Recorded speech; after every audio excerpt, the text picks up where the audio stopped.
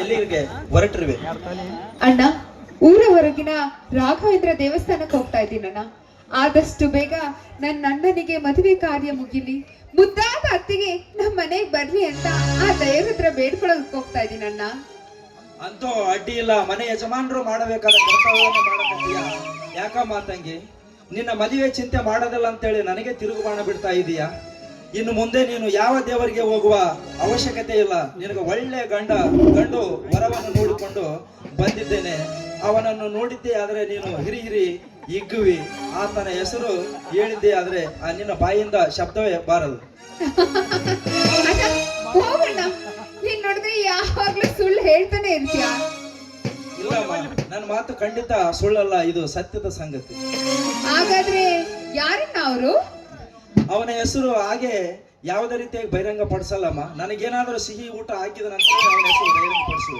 ಓಹೋ, ಸಿಹಿಯಾಗಿ ಲಂಚವನ್ನು ಕೊಟ್ಟು ಅವ್ರು ಯಾರು ಅಂತ ತಿಳ್ಕೊಬೇಕಾ? ಏನ್ ಬೇಕಾಗಿಲ್ಲ, ಅವರು ನನ್ನನ್ನು ನೋಡೋದಿಕ್ಕೆ ಮನೆಗೆ ಬರ್ತಾರಲ್ಲ ವರ ಪುರುಷರು, ಆಗ್ಲೇ ನೋಡ್ಕೊಳ್ಳಿ.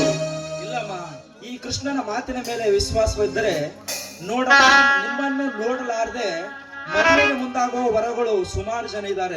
ಈಗಂತೂ ನಾನು ನೋಡಿಕೊಂಡು ಬಂದ ವರ ಸೂಪರ್ ಮ್ಯಾನ್ ಫಸ್ಟ್ ಕ್ಲಾಸ್ ಆಗಿದ್ದಾನೆ. ಹಾಗಾದ್ರೆ ಅವ್ರನ್ನ ನಾನು ಕೂಡ ನೋಡ್ಬಾರ್ದೇನಣ್ಣ? ಈ ಅಣ್ಣನ ಮೇಲೆ ವಿಶ್ವಾಸವಿದ್ದರೆ ನೀನು ಕೂಡ ನೋಡಬಹುದಮ್ಮ. ನಾನು ನೋಡಿದ ವರ ಎಷ್ಟು ವರಕ್ಷಿದರು ಶಬ್ದಗಳೇ ಸಾಲದು ಅಂತ ಪುಣ್ಯಾತ್ಮ ಅವನು. ಹಾಗಾದ್ರೆ ನಿನ್ ಮೇಲೆ ಈಗ ವಿಶ್ವಾಸ ಬಂತಣ್ಣ. ನಾನು ಇಷ್ಟು ದಿನ ಬಂದ ವರಗಳನ್ನೆಲ್ಲ ಬೇಡ ಅಂತ ಹೇಳ್ತಾ ಇದ್ದೆ. ಇನ್ ಮುಂದೆ ಮದುವೆ ಆಗೋದಿಕ್ಕೆ ನಾನ್ ರೆಡಿ ಆಗಿದ್ದೀನಿ.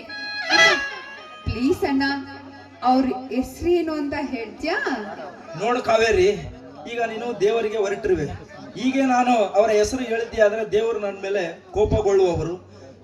ನಿನಗೂ ಕೂಡ ದೇವರ ಮೇಲೆ ಅಭಿಮಾನ ಕಡಿಮೆ ಆಗುವುದು. ನೀನು ದೇವರ ಊರಿಗೆ ಹೋಗಿ ಬಂದ ನಂತರವೇ ಹೇಳುತ್ತೇನೆ. ಇದೇ ಸಂತೋಷದ ಸುದ್ದಿಯಲ್ಲಿ ಹಾಡಾಡಿ